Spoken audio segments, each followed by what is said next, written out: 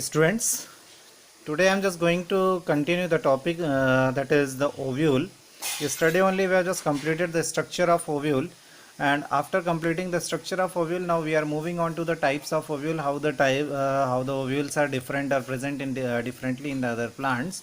So let us discuss the types of ovule. Today's topic is completely the theory topic, so please take care of that. Listen carefully, try to note it down.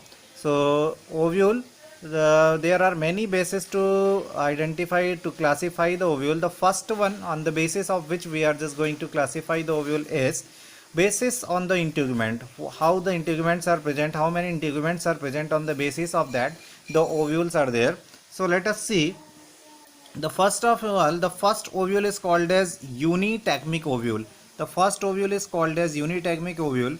Unitegmic ovule means to say when the ovule is having a single integument. Single integument means to say, if you have remember the previous the structure of ovule. So ovule is being encircled or surrounded with the integument. Usually yesterday only what we have, or in the previous lecture only what we have seen, that ovule is surrounded by the two integument, outer integument and inner integument. So sometimes the integument is single only. So if the ovule is surrounded or guarded with or encircled with a single integument only, then it is called as unitegmic. Uni means single, tegmic means covering. So single integument is there, then it is called as unitegmic. Example is very crucial, because whenever you are appearing there in the competitive examination, that time the examples are very much crucial. So unitegmic ovule is present there in the family Gametophytae. The next one is most common, the bitegmic ovule. The bitegmic means to say when the ovule is surrounded with the two integument, as we have seen in the structure, the common structure, when the ovule is having one outer integument and one inner integument. So here what happens, two integuments are present, the outer integument and the inner integument, and this is very much common in the angiosperm plant.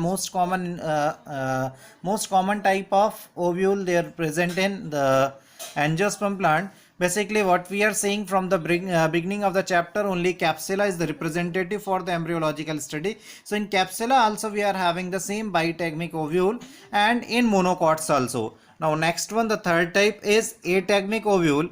The ategmic ovule is the type of ovule where there is no integument present, or the ovule without the integument. So if the integument is absent, then it is called as ategmic ovule.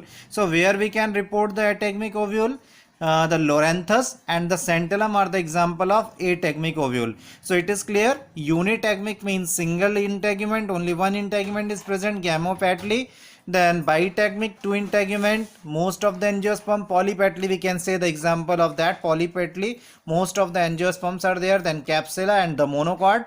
Third one is the ategmic, where there is no integument present or integument is absent, then it is called as ategmic. Now the next, on the basis of which the integument is being divided or classified, the based on the nature of nucellus, how the nucellus is present in the ovule, what is the level of nucellus, or how the nucellus is involved in the ovule. That is what the makes the basis of classification of nucellus, classification of ovule. Types of nucellus means what? Somewhere nucellus is highly developed, somewhere nucellus is poorly developed. So if the nucellus is poorly developed, then the ovule is called as tenuinucellate. What we can say, tenuinucellate. Tenuinucellate is the ovule where nucellus is poorly developed or in form of a single layer.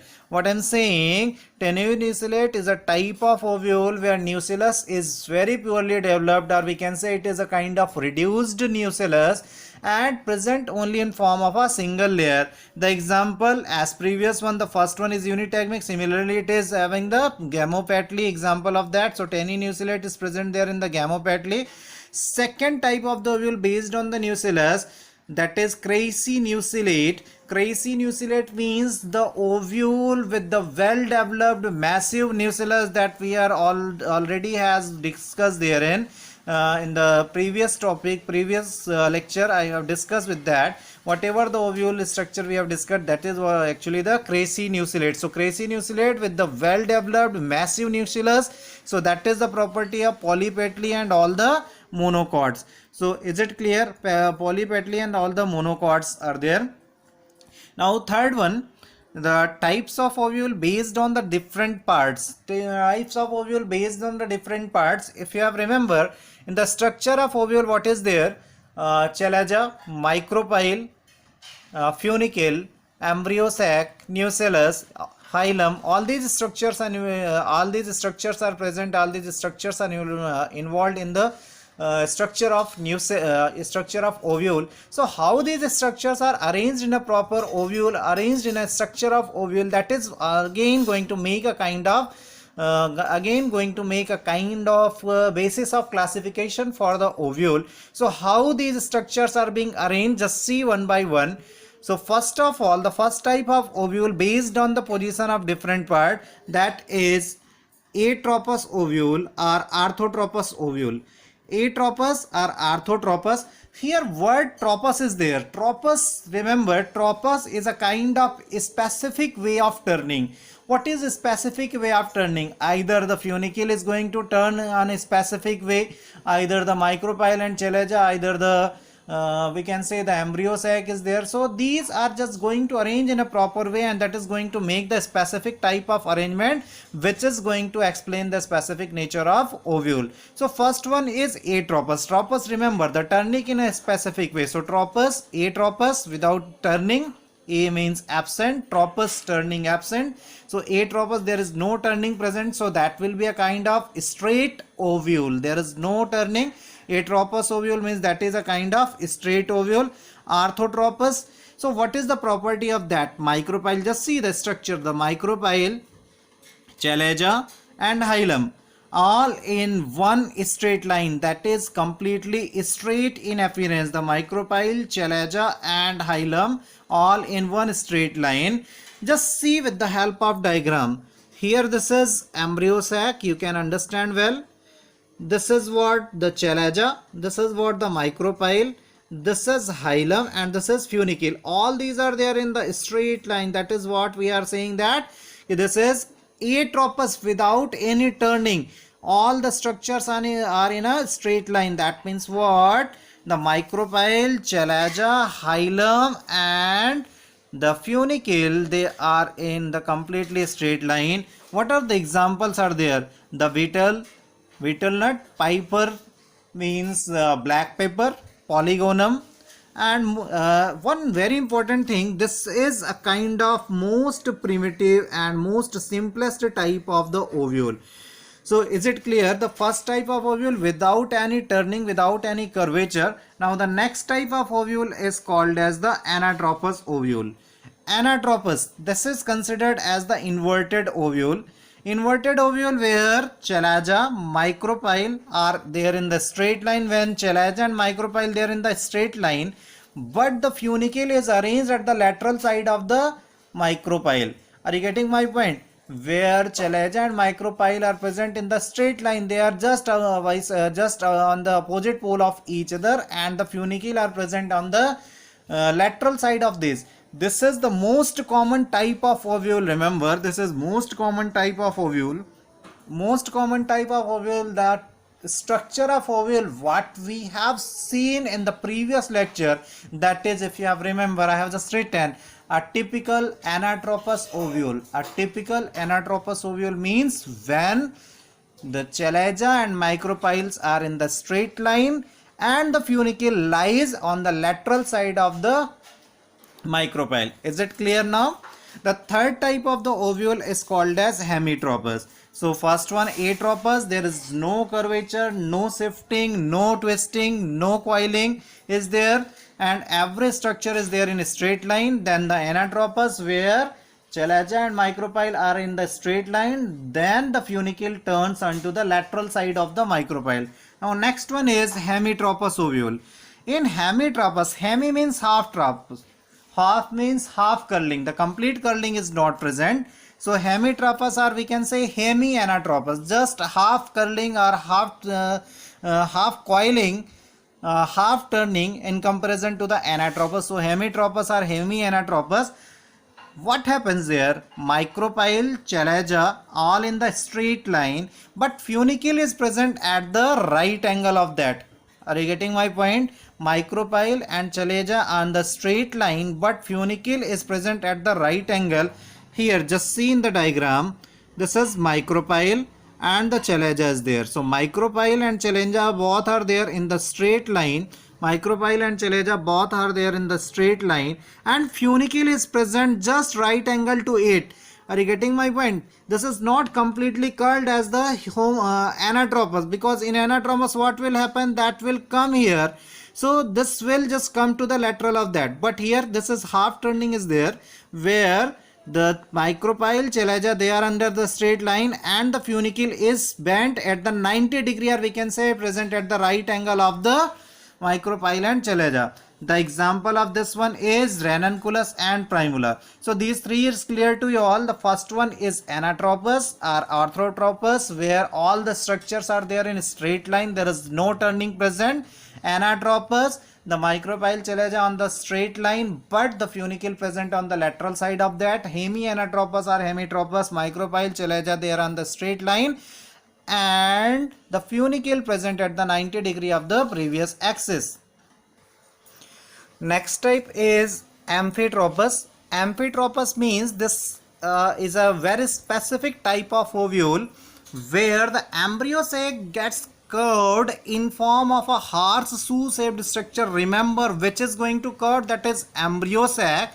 Embryo sac is getting curved in form of a horseshoe shaped structure, and due to the curvature of that, the micropyle comes closer to the hilum. Are you getting my point? What happens in that kind of this type of ovule, the amphitropous ovule, the embryo sac is getting curved in horseshoe shaped structure and micropyle come closer to the hilum. The example is mirabilis, papaver and alisma. Just see with the help of diagram what happens here. The embryo sac, if you are able to see, the embryo sac is not straight. Embryo sac is somewhat curved. That curvature is like that, a horseshoe shaped is there. So due to that, the micropyle and chalaja are also not there in the straight line. Here micropyle and chalaja should be here, but chalaja is lying here, and due to the curvature of embryo sac, the micropyle is coming closer to the funicle. This point of the junction funicle, this is the hilum, so micropyle come closer to the funicle and hilum. So this is what the amphitropous. In amphitropous what happens, the embryo sac gets converted in form of the horseshoe shaped structure and micropyle comes closer to the funicle. The next one is campylotropous. The campylotropous is considered as the curved ovule. Campylotropous is considered as the curved ovules. Now I'm just saying once again, the previous one, the amphitropous, the ovule is straight, but the embryo sac is curved horseshoe shaped, and here the complete ovule is curved. Are you getting my point? The complete ovule is curved. What happens here? The micropyle, chalaja, they are not in a straight line as previous one also. The micropyle and chalaja, they are not in a straight line. But what is the difference between amphitropous and the campylotropous is, in amphitropous the embryo sac is horseshoe shaped and here embryo sac is the straight one. There is no curvature seen there in the embryo sac. The curvature occur there in the complete ovule, and due to that the micropyle gets closer to the hilum only. The example is capsula, very common, very important example, capsula, family Cruciferae and family Leguminosae. Just see with the help of diagram. In the previous one, I am just going to compare both the diagram. In the previous one, the ovule is curved, and here the in the previous one the embryo sac is curved, and here in this case the embryo sac is straightforward. Now complete ovule is curved and the micropyle is coming closer to the funicle. Are you getting my point? In this the embryo sac is curved, in this embryo sac is not curved. This is completely straight. So this is what the basic difference is there. Here embryo sac is horseshoe shaped and here the complete ovule is horseshoe shaped. The embryo sac is not horseshoe shaped. And one more thing, here also the micropyle and chalaja, they are not on the straight line. The axis is being disturbed. They are not on the straight line. Now the next one, the last type of the ovule is called as cercinotropous ovule. The cercinotropous ovule means the ovule which is considered as the inverted ovule. Inverted ovule means, and the second basic important property of the Sarcinotropous ovule, this is also called as the coiled ovule. The coiled ovule or the inverted ovule. Why this is called as the coiled ovule? Because this is very unique case. The complete arrangement of micropyle and chalaza will get inverted, and secondly, what happens, the funicle gets covers the entire ovule at 360 degree. The funicle is going to cover the entire ovule at 360 degree. How this is so? I'm just going to show you. Here why it is inverted. Here till now what we are able to see, here micropyle and here chalaza. Now what happened, micropyle is here and chalaza is lying here. Are you getting my point? Earlier what we are able to see, the micropyle is here and chalaza is lying here, but here in that type of ovule what happened, the micropyle is on the chalaza and the chalaza is there on the micropylar end. Second very important difference is that the complete ovule is circled by the funicle. The complete ovule is circled by the funicle. This is very important property. At the 360 degree, the complete funicle is going to circle the ovule. So is it clear what is Sarcinotropous? Sarcinotropous inverted ovule, because micropyle and chalaza change their position even though they are there in the straight line. And third one, basic very important identification is that the complete ovule is been encircled by the funicle at the 360 degree. The example for that kind of the ovule is the family Cactaceae. Cactaceae means the family which belongs to the cactus thereon, and cactus, the basic example, the major example of the cactus is Opuntia. So these all are the types of ovule. I'm just going to conclude the ovule with some more point, to very important point, to additional point of that regarding ovule, the aril. If I'm just going to provide you note, means this is very crucial, very important, and this is not belongs to any of the properties of there. So aril is a specified ovule where, or we can say aril means what? It is a kind of third integument. What is aril? In sometime the ovules are having what? Third integument present. Third integument present, normally we are having one or two integument. Either the integument is one or two, or integument is going to be absent there. But in case of aril, the integument, the third integument is present. The example, once again very important, the lychee and myristica. And the second one, the second important note is there, caruncle or staphyole. Caruncle or staphyole, it is formed by the proliferation of outer integument on the microspore. Remember, it is formed by the proliferation of outer integument on the microspore.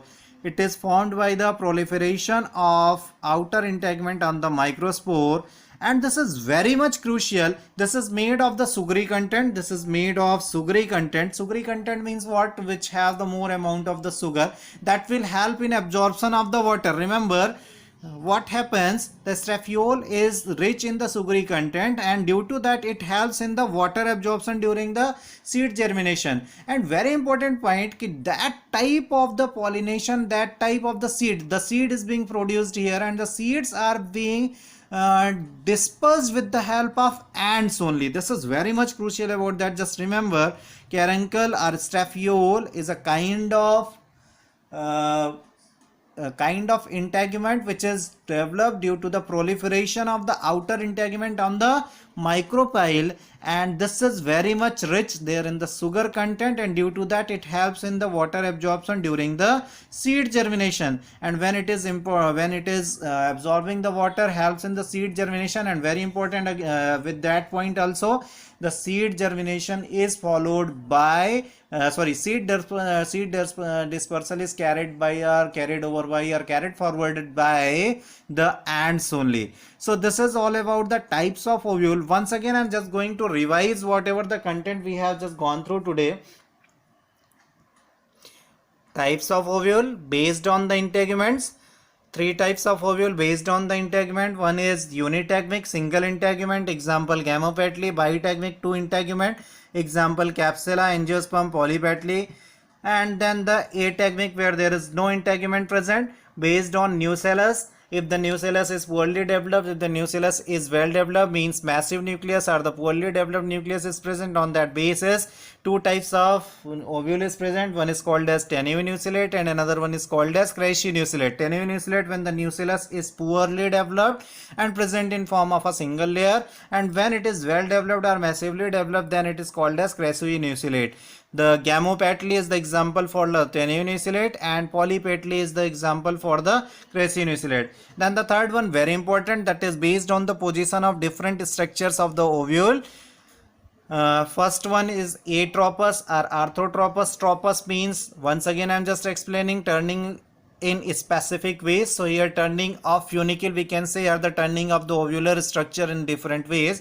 Atropous, A means absent, turning absent. Atropous, A means absent, tropous turning, so turning is absent there.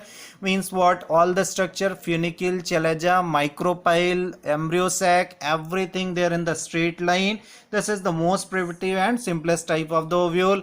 Anatropous, this is micropyle, chalaza on the straight line and the funicle lies on the lateral side of the micropyle. That most common type of ovule is there. The structure we have already discussed. Hemianatropous, half curved ovule is there, where micropyle and chalaza, they are on the straight line, but the funicle bent at the right angle, means at the 90-degree of the angle. Next one is amphitropous, where the horseshoe shaped embryo sac we have seen, and due to that the chalaza and micropyle cannot remain at the same angle or the straight in the line, and micropyle come closer to the hilum. This one is the example of that. The diagram is that the campylotropous and the amphitropous, they are having only one difference, that what? In amphitropous the embryo sac is horseshoe shaped, and in campylotropous the complete ovule is horseshoe shaped. This is a kind of curved ovule where nothing is in straight line. Embryo sac is straight. Cercinotropous is a kind of ovule which is considered as 360-degree inverted ovule, where micropyle and chalaza change their polarity. Micropyle present at the chalaza end and the chalaza present at the micropylar end. And very important identification of that kind of ovule is that the funicle covers the entire ovule at 360-degree angle. The example for that type of ovule is cactus or Aponcia, the family Cactaceae. Two important note I have just given along with that. One is aril, third integument if it is present in myristica and lychee, and caruncle or strophiole, that is more important than the aril. Caruncle or strophiole is formed by the proliferation of the outer integument over the micropyle, which is rich in the sugar content, and that is why it helps in the seed germination. In the seed germination it helps in the water absorption, and whatever the seeds are germinate with such kind of the method, they are being sprayed by or dispersed by the help of the ants only. So this is what the types of ovule and the structure of ovule till time we have just completed. Now next to the ovule, next to the structure of ovule, we have to move into the physiology of the ovule. We have to move into the function of ovule. So the function of ovule is the formation of megaspore. So how megaspore is formed, how the megasporangium is formed, listen, in next topic, in next lecture, I am just going to take how the megasporangium is produced and how the megasporangium is going to produce the megaspore. So in the next topic, megasporangium and megasporogenesis, that I am just going to take. Till the time, just take care.